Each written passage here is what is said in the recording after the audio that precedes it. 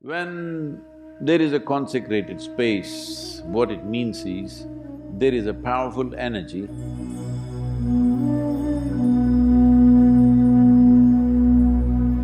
You don't want to sit with your legs open like this, it could be detrimental to you in many different ways.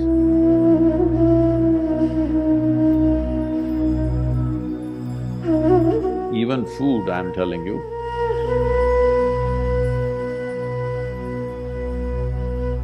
If you stand and eat, there are many negativities to this.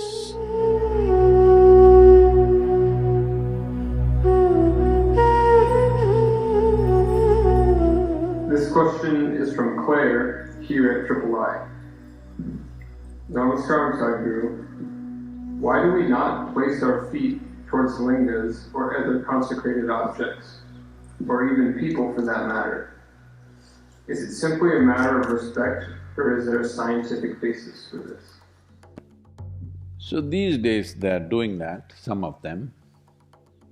In the Western cultures, when you meet somebody, you shook hands. Because of virus, they don't want to touch. Some are doing elbow touch, some are doing feet shaking. So it's beginning to happen, Claire, you don't have to feel disappointed. It's beginning to happen. Shaking a leg at each other. Well, why, if there's an energetic situation, you always are asked to cross your legs, not to stretch your legs in the direction.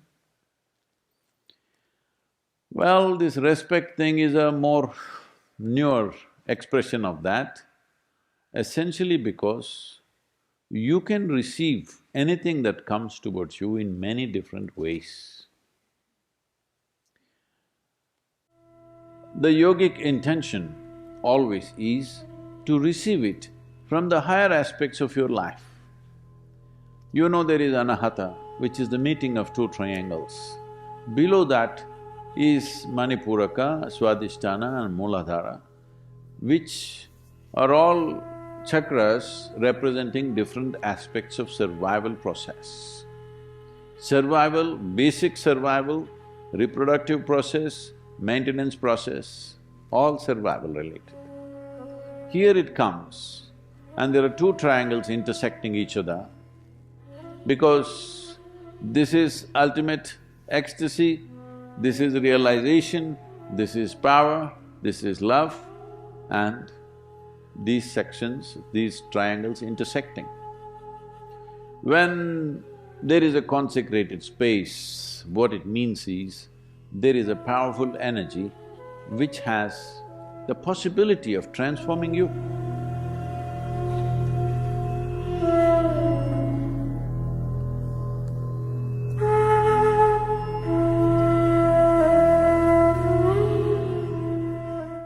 That energy must come to you always from the highest possibility that you can receive. You can receive from your sahasrar, it would be too fantastic. That is the reason, the moment any Indian person goes into a temple, first thing is, they want to expose this. They keep it wet.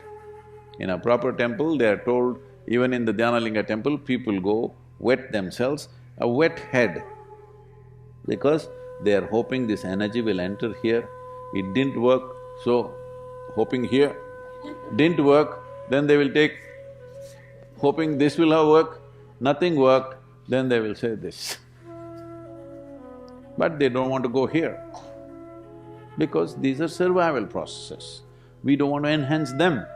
We want to enhance other dimensions of life which will enhance our life, because if you survive better, if you survive, it's good. It's very essential we survive. But surviving better than somebody is not a life goal.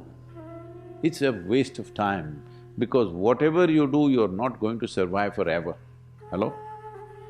Whatever you may do, even minus the pandemic, you will not survive forever. So there is no need to invest too much in the direction of survival. So, because of this, the whole culture understanding this dimension, they created the societies in a certain way. Well, today what you find is a whole distorted version of that, but fundamentally it is still there that when you go to any consecrated space, you're like this because you wanted to enter here, you want to become blissful, ecstatic. Doesn't work, at least peacefulness and realization.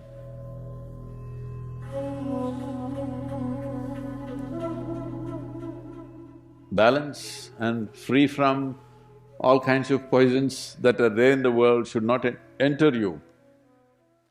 So essentially you want the upper part of your body, above anahata, to be exposed to this. You don't want to sit with your legs open like this in front of a consecrated space, because that will attract a totally different kind of energy towards you, and that will work for you in a completely different way, which is not necessarily beneficial to you, it could be detrimental to you in many different ways.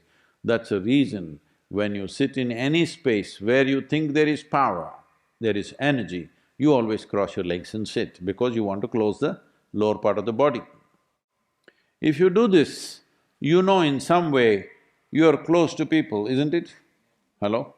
Ladies, you know this. Suppose somebody is talking to you, let's say a stranger has come, a man, talking to you. Will you talk to him like this? Hello? Well, some of them are doing it these days because they think what is wrong? Nothing wrong, you will bring a certain different type of attention to yourself. Well, if the man is decent, he will do this, if you are Indian, otherwise you will say hello and maybe shake his hand. And if he's acting little fresh, you'll say, yes or no?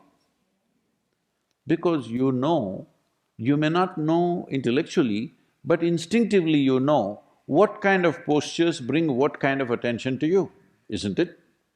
Hello?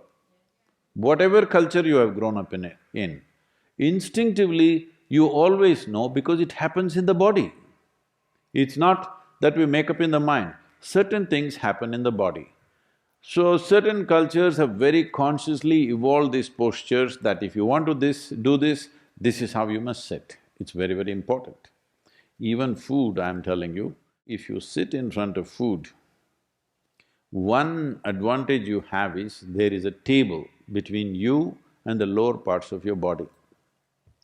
But if you sit with food but with legs open, like many people are standing and eating, if you stand and eat, there are many negativities to this, because you must understand the longing for food is not just in your mouth, entire body is longing for it, entire body.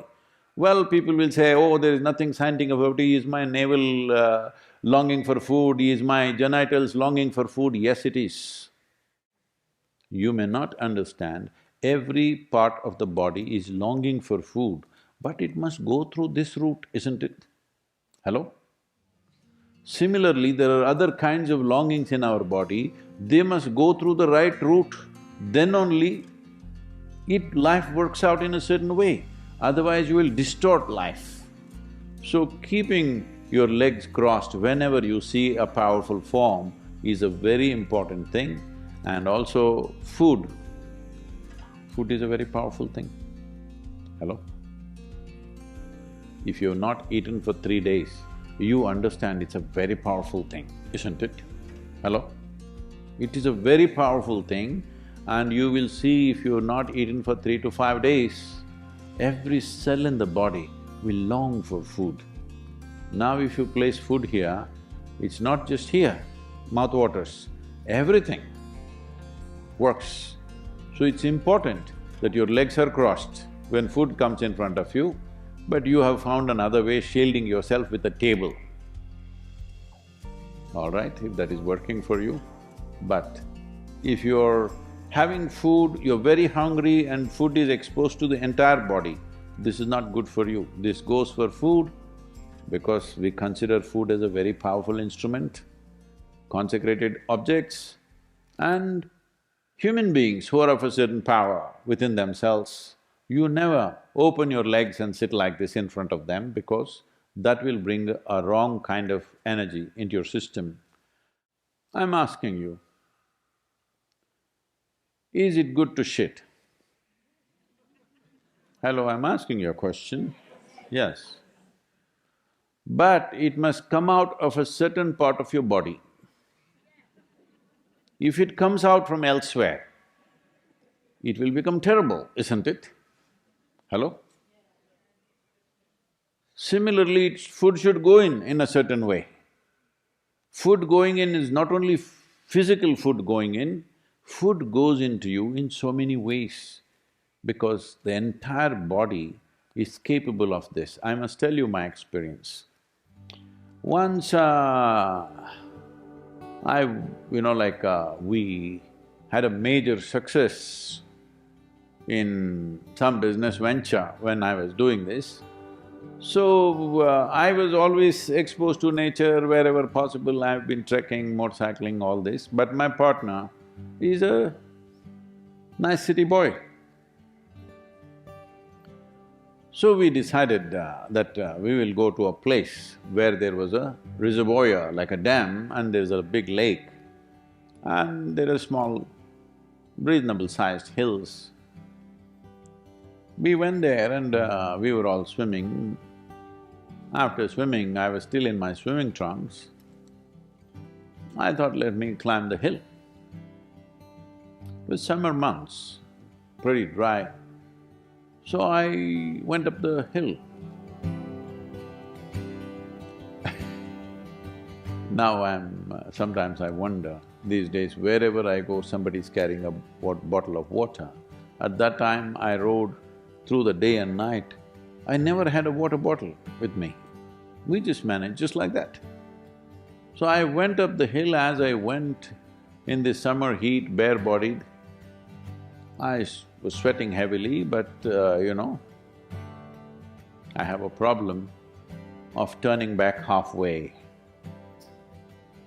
So I want to go all the way up and then come down. I went up, and as I was beginning to come down, I started feeling that I was suffocating with my tongue kind of bloating up. I was dehydrating so much that my tongue was becoming like a block in my breathing, and I really started struggling. I badly needed at least a few drops of water. I tried to lick my own sweat, but it didn't help. When I thought I'm going to kind of literally lose my consciousness, like I'm going to faint, then I just sat there with my eyes closed for some time. Then I realized my entire body, like all the hair on my hands and legs are all going this way. It's not like goosebumps. Goosebumps means this will rise this way, this will rise this way. I just saw that all the hair pointing this way. And I just knew, there's water somewhere here. And I just went in search of it. I went into a small, beneath a rock outcrop, like a small cave. A cave not for a human being, maybe rabbits and rats and those kind of animals could go and stay there, that kind of cave, just about that much. There was a small pool of water. Maybe it was rabbit's urine or it was rainwater, I don't know what the hell it was, it didn't matter.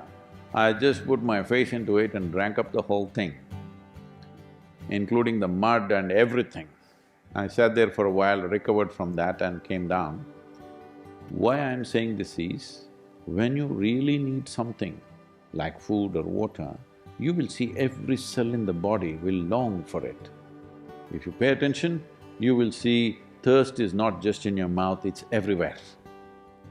So, the same goes not just for food, the same goes for other types of energy also.